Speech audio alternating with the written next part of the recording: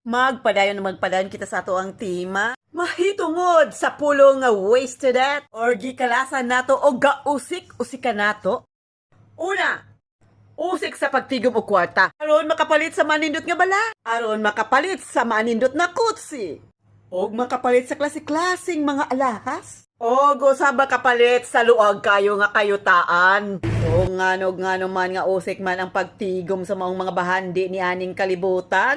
Ang tubag makita nato sa Proverbs 23, verse 5 nga nagaingo na mawagtang ug mawagtang ang maong mga bahandi sa usalang kapamilok. Tungod kay sigurado kani nga mabuhatan sa mga pako og mulupad kani sa kawanangan sama sa agila. Ang testimony ko niani mawagtang kani pinaagi sa mga kalamidad sama sa linog, baha, na sinati nato karon 2025. Bagyo,